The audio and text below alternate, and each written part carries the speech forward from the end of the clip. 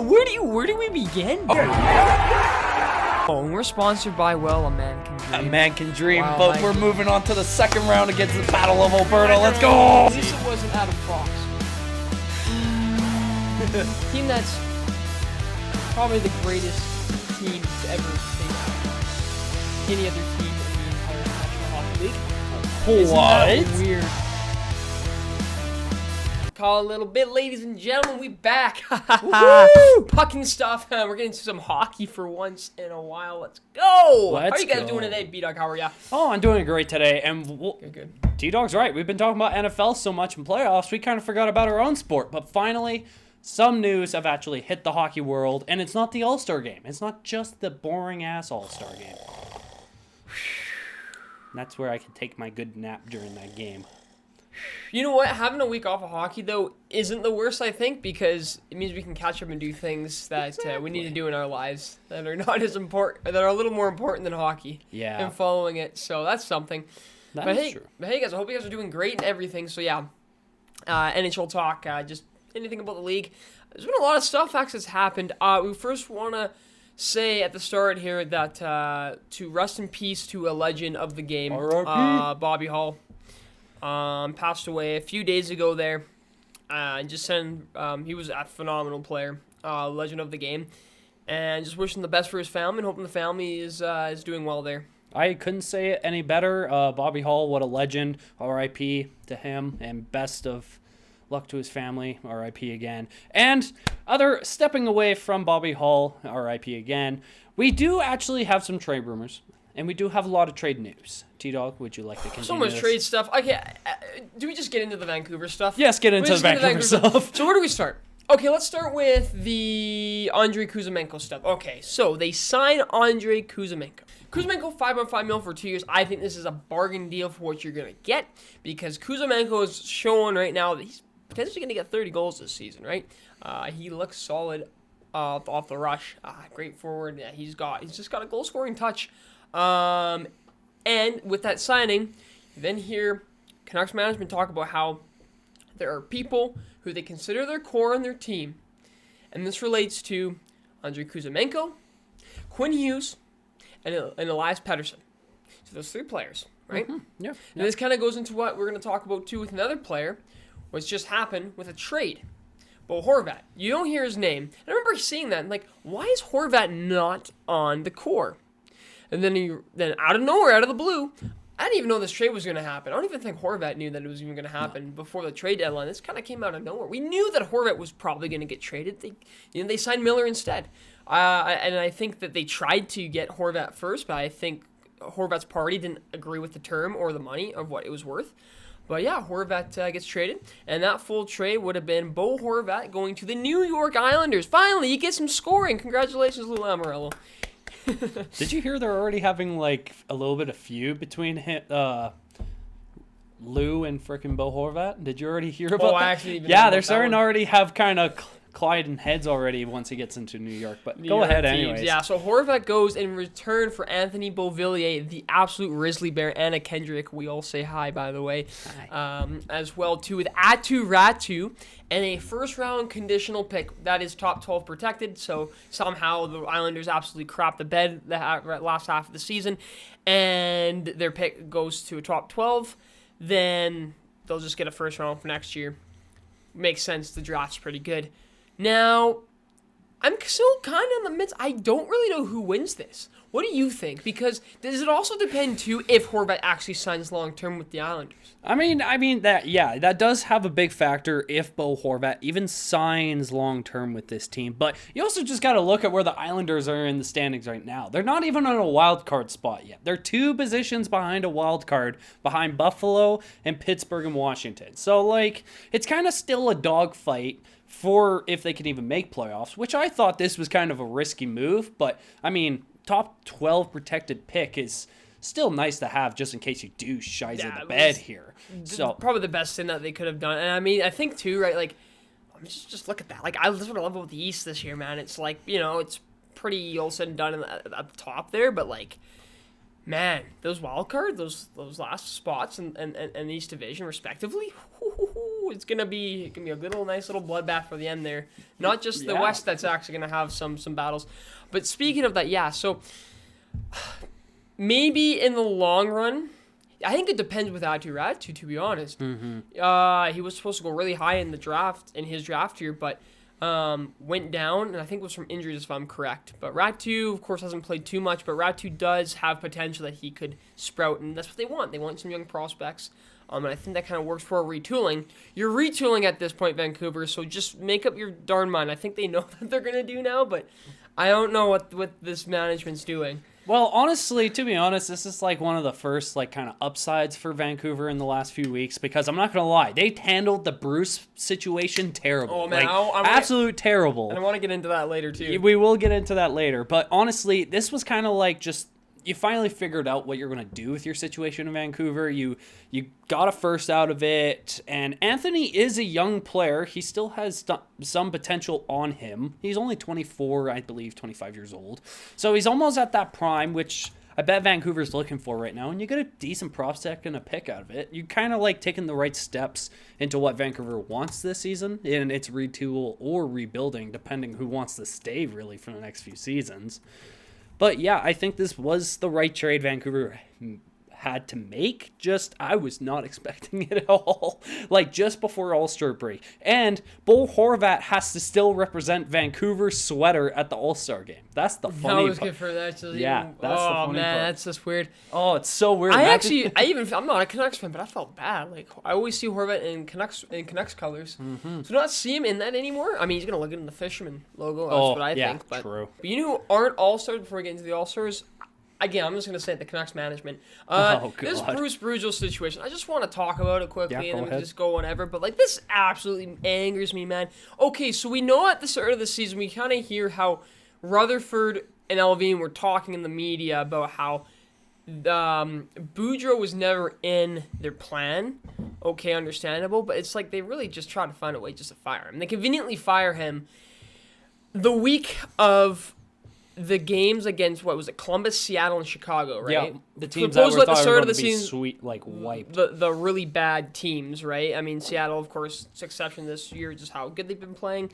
It would help, bring in Tocchet. No, I don't think Tocchet's a bad coach in any means, and I don't think he deserves to, get into this with how fans are feeling. But my goodness, like, it was just disrespectful. Boudreau did nothing wrong. The fans loved him. It wasn't Boudreau's fault. You see the way that team plays. It just they play like there's no energy, really.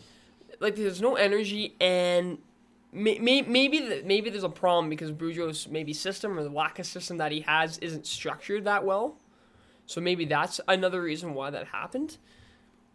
But yeah, the fans are mad. Well, yeah. If I was a fan of that, I would be pissed too. I just can't believe the way you do that. Because I think of it like this: if you were in his shoes in your job, right, and you were hearing, "Oh, I'm gonna get fired," from your coworkers and some other people, but you're not even hearing it from your actual management to the last day, you're gonna feel pretty mad and pretty betrayed, right? I mean, come on. Well, also look how that affects the players as well. 100%. Like, because they love them. It really does affect your players and your fans, because like obviously a lot of Vancouver fans were really happy they did get Bruce last season, because like, hey, Bruce, there it is. Like the whole chant started and it was nuts. And obviously he looked like they could possibly take Vancouver to that next step, but obviously, there was different plans, but honestly, that was a terrible way they dealt with that. You could have dealt with that so much better, and it kind of shows with your team now how they're playing, because that just kind of ruined their just emotion of the game and everything. Vancouver's just been in such a weird spot recently.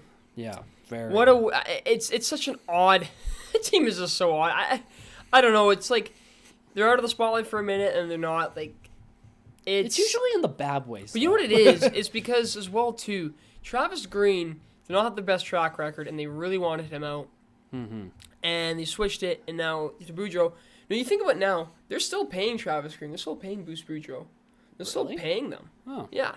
And they're contract-wise, right? So you kind of get them out and stuff. At what point is it, like, higher up in the boys' club that you got to say? Because, like, maybe Rutherford and Alvin haven't been in their positions long enough that you can really get a good grasp of what it is. But I mean, like, people are calling for ownership's head. Honestly, it's still fair enough. It is very much a lot about Vancouver, but I mean, hey, Bruce, there it is. Bruce, there it was. And I mean, we can switch right over to the All-Star Oh, that's game. so bad. Bruce, there it is. Right Bruce, to the there it was. All-Star That is terrible. Yeah, so the All-Star game. Honestly, Go. yeah, Bruce, there it is. Bruce, there it was. But now we're actually talking about the standings in this Eastern Conference first. So we got Carolina leading the Metropolitan. Right behind them's New Jersey and the New York Rangers. So the Rangers jumped back up because they weren't even in a wild card spot last time we talked about They can them. thank Igor for that. Yeah, they can thank God itself in your net. So honestly, I can't say I really wish because ours is just underperforming. Other than Vladar. But realistically, yeah, I think that kind of makes sense for the Metropolitan. That totally does. And we look at the Atlantic. Boston still kicking Absolutely ass. wagging, absolutely. And this is the worst part. They're wagging already. Yeah. And I'm hearing all these trade rumors of them trying to get some depth pieces on their bottom six to get more scoring opportunity. I'm like, buddy, like, come on. What is your what's your their GAA is their goals for is in 192 and their goals against is 111. That's nuts. Ooh, they're 81 goals for. That's crazy. Plus They're 81 81. differential. Yeah, this Holy team is cow. just an absolute wagon. This team is an absolute different monster because, like, we got Boston basically going to probably win the President's Trophy, and then you got Toronto and Tampa back at Toronto's it again. also been solid too. I mean, like, they just lost Do you to think? Boston. So honestly, at this point, it's already kind of like almost confirmed that it could be Tampa versus Toronto again. Again, Do you think that Toronto has that next extra step against them? You know this what? time I'm not going to say coming nothing. around? I mean, think of it. Matthews is injured too, so you have to think about that as well, that right? is true. So, They could lose it. He'll most likely come back. If so, be healthy before playoffs. I think after the break he comes back. Now that I think about it, but Toronto Tampa. I mean, it's a series I watched last time, and I'll watch it again if it happens. I mean, I love true. it. That is true. I really do love it. I mean, Tampa as well. Let's talk about them. They're getting some of their swagger back shown, of course. And there's a reason why that they've been to the Cup Finals 3 times. Sorry. Mm-hmm. But yeah, there's not too much parity at the top, but when you go to the wild card there, as we say. Yeah, the wild card. And so in the wild card, we got the Washington Capitals in first place. So right now they reverse Carolina. Yep, they reverse Carolina right now. And Pittsburgh is holding second place, which means they reverse Boston right now. Boston versus Pittsburgh would actually be a really fun matchup. But also, we got we got two teams right on their, actually, I would say 3 teams right on their tails. The Buffalo Sabres, the New York Islanders we were just talking about, and the Florida Panthers. Yeah, honestly, that's not that surprising to me. That lead makes sense. But to me. I love that there's a bit of a fight, because I feel like the East hasn't really had that much the previous few years, so having this is awesome. I really... In my personal opinion, I want Buffalo to get in here. I'll be honest. I want to see Buffalo fans, man. I mean, like, you guys are crazy. Bills Mafia. I want to see Sabres Mafia. That's not an actual title, but I don't think. When's the last time? When's the last time Buffalo made playoffs? Oh wait, if I'm correct, right? Yeah, it's almost been like 10. Yeah, it's been a long time. Man, imagine that. Tage Thompson, absolute legend, goal scorer. No, honestly, Darlene. Tage Thompson is one of the best things that come out of Buffalo. Other than, you can't even say, he might be better than Eichel was in Buffalo.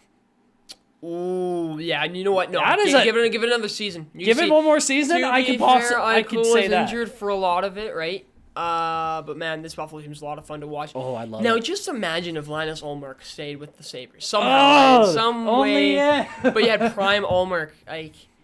I mean, where are the Bruins without Ullmark? You know what I mean? Yeah. Like, there's a lot to talk about, but man, you thought the Bruins, like, I'm gonna go back to the Bruins here. You thought they were gonna just be shot dead this year?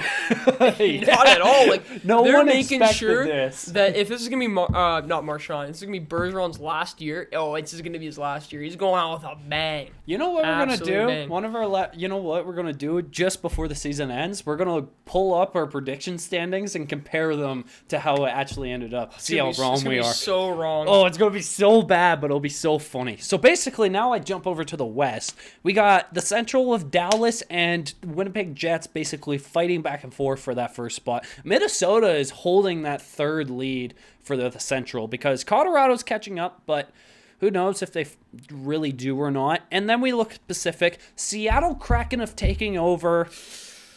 First place in the Pacific, LA's right behind them, and Vegas, it dropped to third. Huh. I really don't know how to feel about that. No, Pacific Division is absolutely odd in itself. Let's see here. Seattle 63 points, LA same. But look at like the game difference there too. That's four game difference. Vegas with 51 games played, they got 62 points. Then Edmonton's right behind their tail. But even too, right? You talk about the wild card spot. Edmonton in the first wild card, Colorado the second, and then our boys, the Flames, they're third. They're tied with Colorado. It's okay. We'll come back. It's okay. Wait. Well, we kind of deserve this little kick out. We deserve it because we've held this wild card spot basically throughout the whole season. And now we're not in a playoff spot. Maybe they'll give them the boost to actually want to get back in. What's crazy about this, if Calgary goes on a winning streak, if any of these specific teams go on a winning streak and one goes on a losing streak, it's going to be completely different. It's just... See, one team I'm really looking at and seeing how they stay in their standings is Los Angeles. They've had a lot of goaltending problems. Jonathan Quick hasn't won a game since December. This is Jonathan Quick we're talking about. Of course, Jesus. he is aging, but... they're finding help in Phoenix Copley, right? Cal Peterson's not even on the team right now. He's down on the farm. He was wavered. Yeah. Which is just absolutely crazy. So I want to see kind of how this works. I bet you see Edmonton sneak in to the Pacific, the top three there. Can Seattle stick at number one in the Pacific? Or do they fall? Possibly, but I'm telling you, like, they've been getting good goaltending. But it could be better at sometimes. So I can imagine, like, if these LA teams, or sorry, not LA teams, if Seattle and Los Angeles had some solid goaltending, I mean, Vegas has even struggled a little bit too.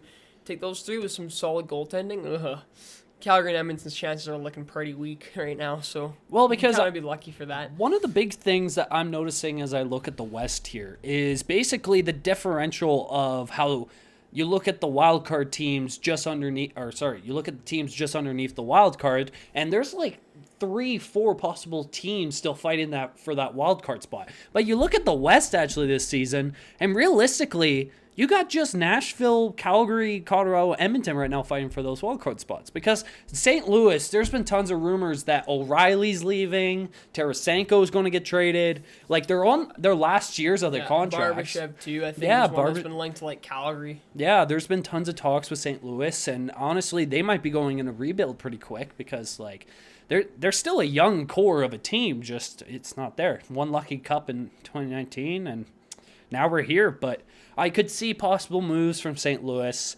Calgary, I hope they get back in the jump of things quick, but honestly, who knows at this point. And yeah, I'm just shocked that Seattle's still at first. All in all, let's see what teams come out of the break with a decent winning streak. I think that's going to determine a lot with the standings. Yes. I think some teams need the break. Some probably don't.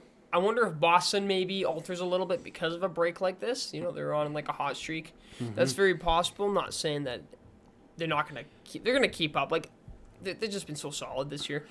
39-7-5. Is this like the 2016 Golden State Warriors? Like, dude, they've only lost one game at home. Like, regulation game. Lost one game at home. That was against Seattle, if I'm correct, right? Yeah, I think so. What a season. It's a weird season, you know? Well, hey, I made a video. If you win the President's Trophy, there's a good chance you might not win the Stanley Cup. Very so true. Is this a blessing or a curse for Boston? They're going on their last dance, and they're striving strong. I'll say that as much. But, hey, guys, I hope you enjoyed the video. All-Star break is around the corner. I hope you guys have a good nap as you're watching that. It's a great time to have a nap. But it's a nap to get ready for Super Bowl for the next Exactly. Yeah. Yeah, our next episode, as you can't tell, will be Super Bowl predictions, and I hope you guys did enjoy this episode. If you did enjoy it, leave a like, leave a comment, and please subscribe. We're so close to 200 on YouTube, over 1,000 on TikTok. We'd still love the support. D-Dog, take her away. Well, like B-Dog said, thank you guys so much for watching, listening, however you are consuming this content. Just let you guys know, Connor McDavid, 92 points. But he's going for 160. I called it, all right? 100 assists, 60 goals, all right? That is nuts. That's just going to happen. That is actually nuts. It's phenomenal. Also, Tage Thompson, third in goals, 34 goals. I mean, come on, man. Like, come on, Buffalo. Let's get it on. Let's get it on, boys.